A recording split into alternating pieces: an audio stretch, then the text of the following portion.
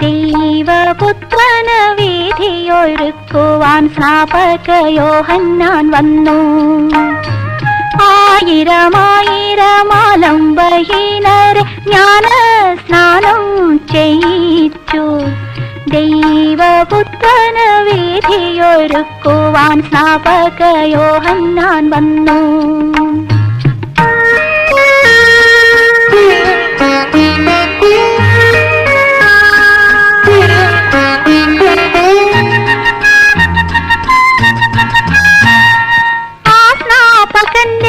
സ്വരം കേട്ടുണർന്നു യോർദാൻ നദിയുടെ തീരം. ആ സ്നാപകന്റെ സ്വരം കേട്ടുണർന്നു